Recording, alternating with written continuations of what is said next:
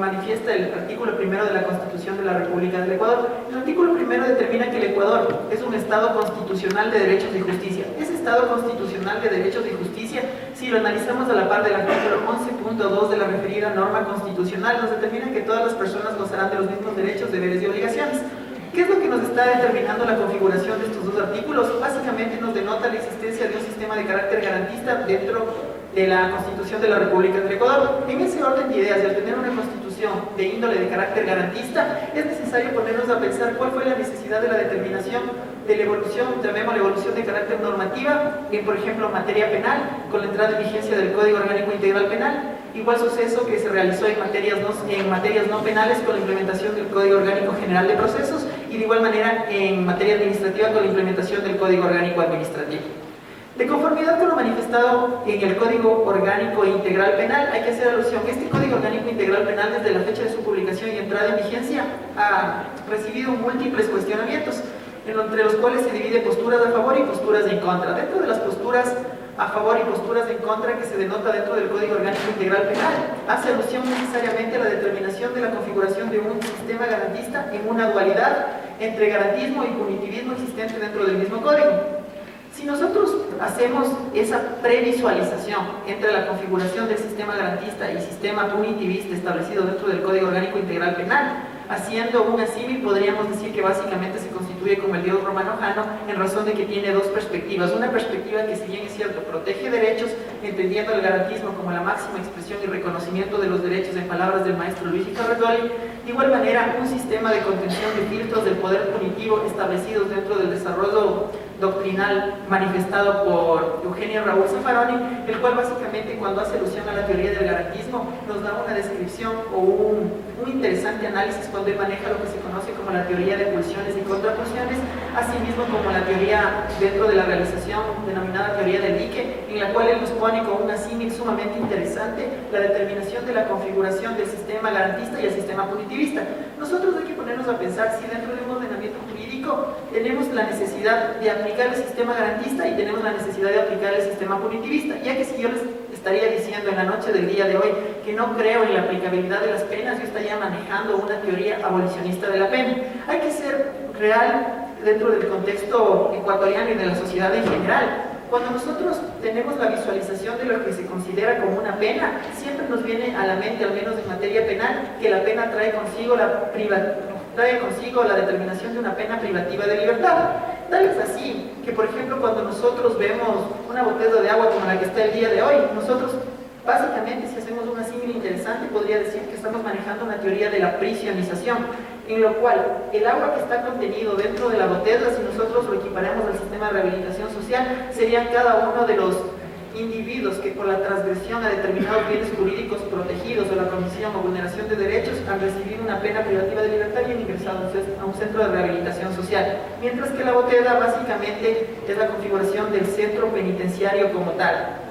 En ese orden de ideas es necesario determinar si la configuración de la pena en cada uno de los tipos penales establecidos en el Código Orgánico Integral Penal responde o no responde a la línea de la determinación de lo que se conoce como el principio de proporcionalidad de la pena.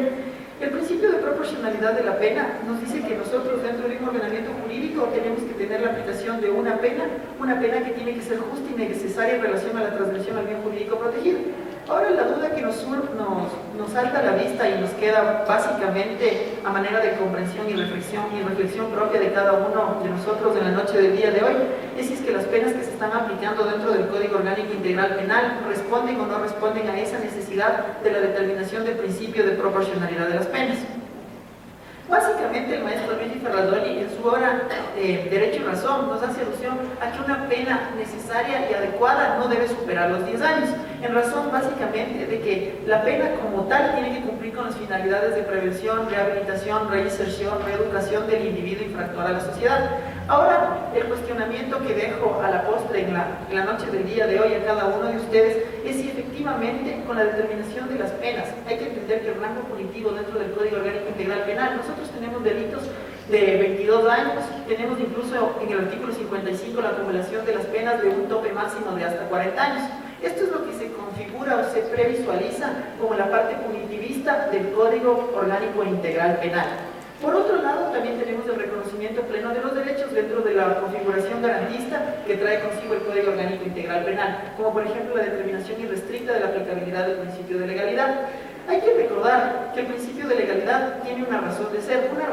de carácter histórica, en la cual si nosotros nos ponemos a pensar dentro de la misma configuración del Estado como tal, cada uno de nosotros, como individuos de una sociedad, hemos decidido ceder cierta parte de nuestra liberalidad a fin de que esa liberalidad sea administrada por parte del Estado. ¿Qué es lo que se logra con la administración de la liberalidad entregada por cada uno de nosotros por parte del Estado? Se logra básicamente la determinación o la implementación de, sabemos, un sinnúmero de herramientas jurídicas como por ejemplo códigos, leyes, reglamentos, ordenanzas, en los cuales se está buscando a manera de conductas modales determinar qué es lo que está permitido y qué es lo que está prohibido. Esta interpolación y este análisis histórico también deviene básicamente de la configuración bíblica, en la cual se determina como pecado qué son aquellas conductas que no se tienen que cometer. Básicamente, en relación de ese entramado normativo, surge la necesidad de la implementación de códigos penales a manera de poder determinar la protección irrestricta de un sinnúmero de bienes jurídicos protegidos dentro de una sociedad. Ahora, el inconveniente que radica y dentro de la implementación del Código Orgánico Integral Penal, como les había manifestado, si nosotros revisamos básicamente el Código Orgánico Integral Penal, tuvo la intromisión o tipificación de más de cerca de 71 nuevos delitos, dentro de los cuales, por ejemplo, se encuentra la configuración de delitos como apartheid, delitos de odio, delitos de lesa humanidad, entre otros. Ahora, el cuestionamiento que surge a la par de la implementación de estos tipos penales es si fue o no fue necesaria la implementación de dichos tipos penales en el Código Orgánico Integral Penal. Hay que hacer alusión que dentro del artículo 424 y 425 de la Constitución de la República del Ecuador ya nos determina lo que se conoce como un orden jerárquico de las normas. Dentro de este orden jerárquico de las normas, básicamente es de carácter piramidal, donde la Constitución está en la cúspide, salvo la ruptura del bloque de constitucionalidad, en donde básicamente se tiene que aplicar lo referente a los tratados y convenios internacionales por sobre la Constitución, siempre que se tenga que generar una protección irrestricta de los derechos. En ese orden de ideas, la consulta básicamente surte a la par de si efectivamente fue necesario o no fue necesario la implementación, por ejemplo, de delitos de lesa humanidad, delitos de genocidio, delitos de odio, tomando en consideración que dentro del tratados y convenios internacionales esta descripción típica ya se encontraba plenamente configurada. Tal es así que, por una breve interpretación por parte de la aplicabilidad del principio de convencionalidad, estos delitos son totalmente perseguibles por tratarse de graves violaciones a los derechos humanos. Hay que entrar a alusión básicamente que, si bien es cierto, la Constitución de la República del Ecuador, como les había manifestado, da la configuración de un sistema garantista. No obstante, esa configuración de sistema garantista implica el reconocimiento pleno de los derechos. Hay que ser sinceros, dentro de la labor diaria de cada uno de nosotros nos vamos a encontrar con que el sistema jurídico en su actualidad sigue siendo y sigue teniendo la tendencia de carácter legalista, en la cual básicamente se aplica el tenor literal de la norma. Si no está prescrito, no está configurado dentro de la norma, por ende no tiene reconocimiento alguno. Esto se deriva a la par de varios inconvenientes que se pueden traer en relación a que efectivamente se puede pretender que existen o podrían existir actos de corrupción por los cuales no se está respetando la norma, pero lo que se tiene que verificar es que se está haciendo un análisis en razón a la aplicabilidad del principio de convencionalidad, en relación a la aplicabilidad de la supremacía constitucional, y lo que se busca dentro del sistema garantista a la dualidad de la aplicabilidad del Código Orgánico Integral Penal es proteger de manera irrestricta los derechos de cada uno de los individuos. En ese orden de ideas hay que regresar básicamente a los conceptos de prisionización. Dentro de los conceptos de prisionización manifestados dentro del desarrollo doctrinal, se puede hacer alusión a que básicamente con el pasar del tiempo, en materia penal, ¿qué es lo que se busca? Se busca básicamente enclaustrar al individuo bajo la aplicabilidad de una pena privativa de libertad. Esta pena privativa de libertad, hay que nosotros ser sinceros y ponernos a pensar si el sistema de rehabilitación social está o no cumpliendo de manera adecuada con las políticas de reinserción, rehabilitación del individuo infractor. Básicamente, si nosotros nos ponemos a revisar la estructura o la configuración del sistema de rehabilitación como tal, podemos darnos cuenta que este sistema de rehabilitación social sigue manejando modelos totalmente antiguos, tal es así que mantiene la misma estructura helicoidal ya descrita en el panóptico de Betham, en el cual básicamente existe un solo gendarme, el que vigila básicamente toda la estructura del sistema carcelario, enclaustrando, determinando incluso violación de la privacidad de cada uno de los individuos que se encuentran inmersos dentro del sistema de rehabilitación social, independientemente también de las propias, llamémoslos, mafias que se configuran dentro del sistema de rehabilitación social, que básicamente operan en dos modalidades. La dentro del sistema de rehabilitación social, queramos o no, se determine la aplicabilidad de la fuerza o la aplicabilidad del dinero como un factor económico que determina la configuración irrestricta de un reconocimiento a manera de privilegio de derechos dentro del sistema de rehabilitación social. Foucault ya manifestó respecto a estos inconvenientes en su libro Vigilar y Castigar, dentro del cual nos determinaba básicamente que las estructuras de poder tienen que estar debidamente determinadas y que aquellas estructuras de poder lo que tienen que buscar no es prohibir ni cohibir derechos, sino más bien buscar entre todos para poder que los derechos sean plenamente reconocidos. Hay que hacer alusión que, por ejemplo, dentro del principio de proporcionalidad de la pena que les había manifestado, si bien es cierto, el principio de proporcionalidad de la pena se encuentra contemplado en el artículo 76, número 6 de la Constitución de la República del Ecuador, en el cual hace alusión a que las penas tienen que ser de una manera adecuada en relación a la transgresión de los bienes jurídicos protegidos. A la par, dentro de la configuración de la aplicabilidad del principio de proporcionalidad, hay que hacer alusión que dentro de la configuración tanto del sistema garantista como el sistema punitivista que conforma el Código Orgánico Integral Penal, también tiene tutela de derechos dentro de la manera, por así decirlo, de la configuración de carácter garantista. Se reconoce plenamente el derecho al debido proceso. Aquí hay que realizar un cuestionamiento si el derecho al debido proceso está siendo o no está siendo respetado dentro, por ejemplo, de la implementación del procedimiento abreviado. Hay que recordar que el procedimiento abreviado dentro de la configuración, si bien es cierto, no es un procedimiento nuevo porque ya se encontraba contemplado plenamente en el Código de Procedimiento Penal anterior, no obstante, en la visión o la determinación de este procedimiento abreviado dentro del Código Orgánico Integral Penal, nos da la visión de la aceptación del hecho por parte del imputado bajo la aplicabilidad de la disminución de un rango punitivo de menos de un tercio. El inconveniente que se radica a la par de la aplicabilidad del principio de proporcionalidad. Yo les invito a revisar la motivación de las sentencias emitidas dentro del procedimiento abreviado. En su mayoría, las sentencias no estarían cumpliendo con lo establecido en el principio de motivación en el artículo 76, numeral 7, literal L, ya que en la mayoría de sentencias ustedes se ponen a leer y lo que determina o gira en torno a la argumentación realizada por parte del juzgador es la aceptación del hecho cometido como tal por parte del individuo que ha aceptado dicha responsabilidad bajo la aplicabilidad de una disminución de rango punitivo. Adicionalmente hay que tomar en consideración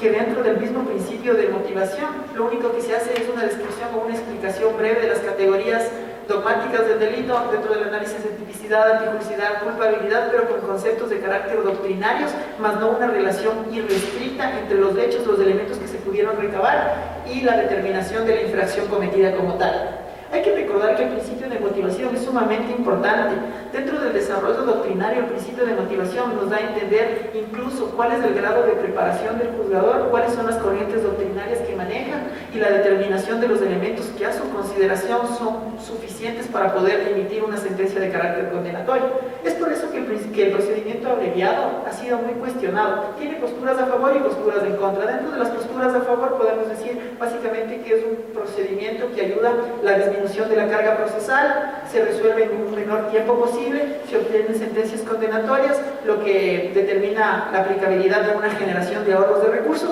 Es por eso que se lo ha determinado el procedimiento abreviado como un procedimiento de carácter clientelar o eficientismo, pero en el ámbito de carácter económico dentro de la administración de justicia. Por otro lado, tenemos las posturas en contra, como les había manifestado, que básicamente generan que el procedimiento abreviado estaría vulnerando los derechos del debido proceso, estaría vulnerando el derecho al principio de autoincriminación del procesado e incluso el principio de motivación. Incluso también de alguna manera podría estar descontextualizando el principio acusatorio toda vez de que la Fiscalía como representante del Ministerio Público tiene la obligación de configurar todos los elementos necesarios que le permitan determinar una imputación adecuada en relación a la comisión del presunto delito como tal.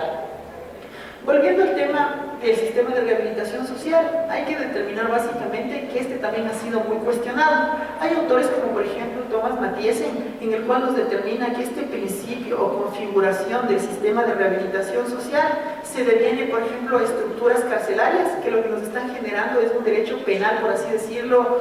de carácter simbólico, pero dentro del sistema de rehabilitación social, en el cual nosotros, por ejemplo, tenemos una estructura helicoidal, tenemos una estructura en la cual veremos un sinnúmero de púas, una estructura totalmente apagada. ¿Qué es lo que nos está generando? Nos está generando una preocupación, en razón de que si nosotros ingresamos al sistema de rehabilitación social, vamos a encontrarnos en una situación de penumbra, en una situación de disminución de derechos, que básicamente nos está generando una idea de carácter abstracta en la cual nosotros nos podemos a pensar si es que tenemos que realizar o no tenemos que realizar dicha conducta delictiva, toda vez que si realizamos dicha conducta delictiva, ese va a ser el lugar donde nosotros vamos a permanecer, la determinación de la cantidad de años en relación al tipo penal por el cual se haya cometido dicha infracción. Hay que hacer alusión también que, por ejemplo, dentro de las finalidades de la pena,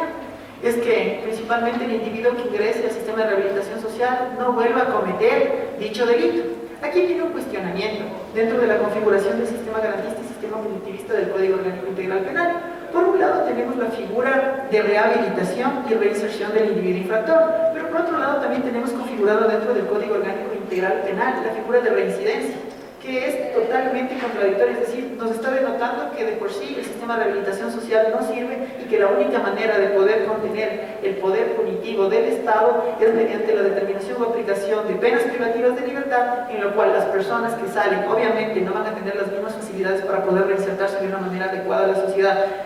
En relación, por ejemplo, con la determinación de los contenidos, el nivel de enseñanza que tengan, se les va a hacer un poco más complejo poder adquirir un trabajo que a una persona que no ha ingresado al sistema de rehabilitación social. Cuando opera la figura de reincidencia, en palabras del mismo Zaffaroni, nos está diciendo básicamente que el Estado lo único que busca y lo único que determina aparentemente es aplicar penas privativas de libertad y crear tipos penales nuevos cuando nosotros nos consideramos en una sociedad de riesgo, que se estaría aparentando al derecho penal del enemigo, ya planteado por Jacobs y ya planteado por incluso Zaffaroni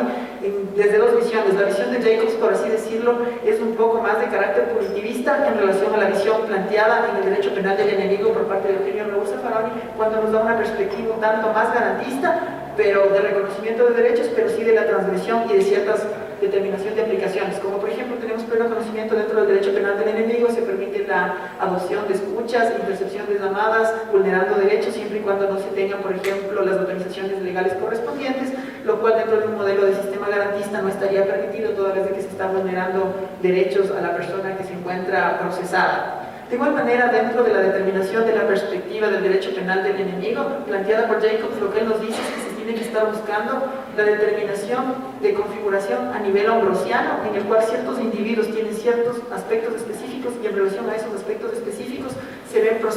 propensos a la comisión de determinados delitos. En ese orden de ideas hay que determinar que la solución dentro del Código Orgánico Integral Penal, siendo un poco lírico, es no solo la aplicabilidad de penas privativas de libertad, se tiene que buscar otras medidas adecuadas para que primero se trate de evitar la comisión de delitos. Si se llega a realizar la determinación de la configuración de delitos, se tiene que verificar si la dosimetría penal en cada uno de los tipos penales es adecuada o no, porque por ejemplo en los delitos de peculado, cohecho, concusión, sí, todos los delitos de la administración pública, lo que le interesa al Estado como tal es la recuperación de los valores, más no la determinación de una pena privativa de libertad, por así decirlo. Tal es así que, por ejemplo, se está planteando lo que se conoce como la ley de extinción de dominio, bajo la figura de comiso, que ya lo tenemos configurado dentro del mismo Código Orgánico Integral Penal, pero que en su mayoría no se está aplicando. Esto, para no cansarles más, básicamente ha sido el desarrollo de mi exposición. Les agradezco, muchas gracias.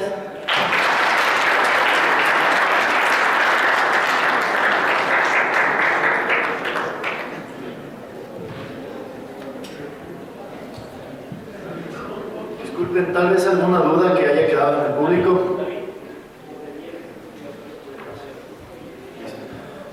Por favor, a las chicas de protocolo, que me puedan ayudar con un micrófono.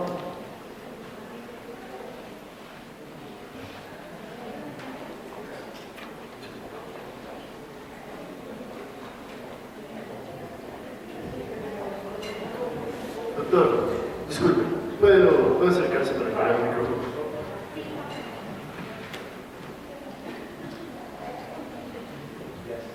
Sí, ahí funciona.